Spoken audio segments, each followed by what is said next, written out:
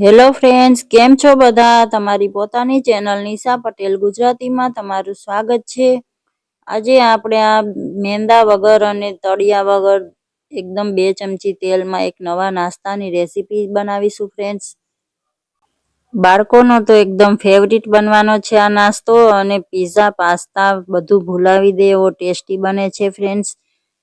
એકદમ સરળ રેસીપી છે, બહુ કંઈ આપણે વધારે પ્રિપરેશનની જરૂર નથી। તો ચાલો રેસીપીને જોઈ લઈએ।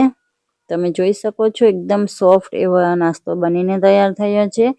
તો એના માટે મેં આ સૂજી લીધી છે, એટલે કે રવો। આ બહુ વધારે જાડો રવો છે, તો આપણે આને એકવાર પીસી લેવાનો છે, કારણ કે આપણે બાઇન્ડિંગ માટે બીજી કંઈ પણ વસ્તુનો ઉપયોગ નથી કરવાના। આપણે માત્ર રવામાંથી જ આ રેસીપીને બનાવીએ છીએ। તો આ રીતે મિક્સરમાં એડ કરીને મેં પીસી લીધો છે। તો 2 વાટકી રવો લીધો તો મેં, તો આ રીતે 2 વાર થોડા બેચમાં મેં પીસી લીધો છે રવાને। હવે આ 1 વાટકી દહીં લીધું છે, ફ્રેશ દહીં લીધું છે મેં। બધું આપણે એડ કરી દઈશું, અને હવે થોડું પાણી એડ કરીને આપણે આનું બેટર બનાવીને તૈયાર કરીશું। આ નાસ્તાને તમે ઇવનિંગ સ્નેક્સમાં કે પછી ડિનરમાં ક્યારેય પણ બનાવી શકો છો। બાળકોના ટિફિન માટે પણ બનાવી શકાય છે આ નાસ્તાને। આ રીતે થોડું પાણી એડ કરીને આપણે બેટર બનાવી લેશું। આ તમે જોઈ શકો છો આટલું ઘાટું બેટર બનાવ્યું છે। હજી સૂજી પાણી ચૂસે છે અને ફૂલી જશે, તો આ બધું પાણી એડ કરી દીધું છે। ટોટલ મેં 2 વાટકી પાણી એડ કર્યું છે, 1 વાટકી દહીં અને 2 વાટકી આપણે રવો લીધો હતો। તો આ રીતનું બેટર બનીને તૈયાર થઈ ગયું છે, તમે જોઈ શકો છો। હવે આને આપણે ઢાંકીને 10 થી 15 મિનિટ માટે છોડી દેશું।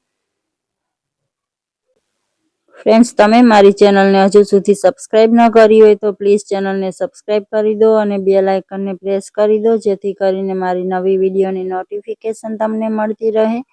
તો હવે આપણે આ 10 મિનિટ થઈ ગયા છે બેટરને રાખીએ। આ તમે જોઈ શકો છો સારી રીતે બેટર સેટ થઈ ગયું છે। હવે આપણે આમાં નમક એડ નહોતું કર્યું, તો હવે ટેસ્ટ પ્રમાણે નમક એડ કરી દઈશું આમાં।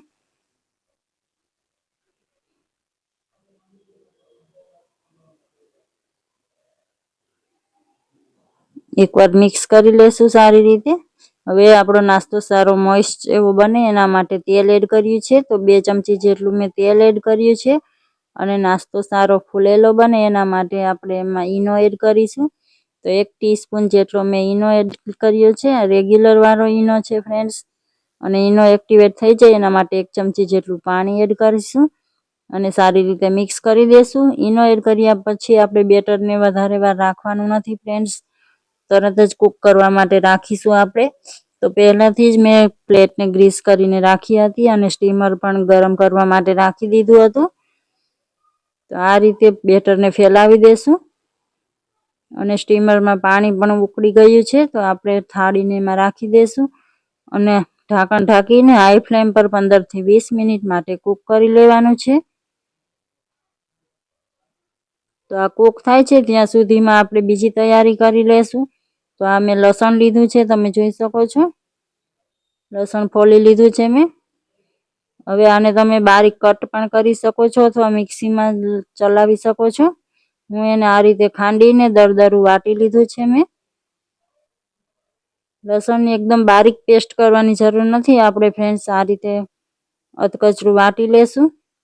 હવે આપણે જોઈ લઈએ 15 થી 20 મિનિટ થઈ ગયા છે, ચેક કરી લઈએ। તો આ રીતે સારી રીતે કૂક થઈ ગયું છે। હવે પ્લેટને આપણે બહાર કાઢી લેશું, અને આપણો નાસ્તો ગરમ જ છે ત્યાં આપણે એમાં આ રીતની મેં ક્યુબ વાળું ચીઝ લીધું છે, અને નાના ગ્રેટરથી આપણે એને ગ્રેટ કરી લેશું। 2 ક્યુબ મેં આના ઉપર ગ્રેટ કર્યા હતા।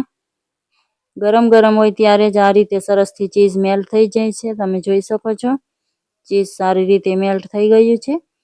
હવે ગેસ પર એક તડકા પેન રાખી દીધું છે, એમાં આ રીતે મેં બટર એડ કર્યું છે 2 ચમચી જેટલું। ગેસની ફ્લેમ લો જ રાખીશું, બટર મેલ્ટ થવા લાગ્યું છે, તમે જોઈ શકો છો આ રીતે। હવે આપણે જે લસણને વાટીને રાખ્યું હતું એ આપણે એડ કરી દઈશું। લસણનો એકદમ કાચાપણું ના રહે એટલું આપણે એને કૂક કરી લેવાનું છે। બહુ વધારે પડતું આકરું આપણે લસણને નથી કરવાનું ફ્રેન્ડ્સ, બસ એનો કાચો સ્વાદ ન આવે એટલું આપણે એને કૂક કરી લેશું। હવે આમાં 1 ચમચી જેટલું મેં પીઝા સિઝનિંગ એટલે કે જે પીઝાનો મસાલો આવે છે એ લીધો છે અને 1 ચમચી ચીલી ફ્લેક્સ લીધા છે. બંને એડ કરી દેશું અને સારી રીતે મિક્સ કરી લેશું. અને હવે આ ગરમ ગરમ ઢોકળા ઉપર આ રીતે એડ કરી દેશું. તો આ રીતના આપણા ચીઝ ગાર્લિક ઢોકળા બનીને તૈયાર છે ફ્રેન્ડ્સ. ખરેખર બહુ જ સરસ લાગે છે. એકવાર આ રેસીપીને જરૂરથી ટ્રાય કરજો. ટ્રાય કરવા જેવી છે ફ્રેન્ડ્સ. બાળકોને પણ બહુ જ પસંદ આવશે. તો ફ્રેન્ડ્સ, તમને મારી આ રેસીપી કેવી લાગી? સારી લાગી છે તો લાઈક કરી દો. તમારા ફેમિલી અને ફ્રેન્ડ્સ સાથે શેર જરૂરથી કરજો અને કમેન્ટ કરીને જરૂરથી જણાવજો. મળીએ છીએ આવી જ નવી રેસીપી સાથે. Thank you for watching.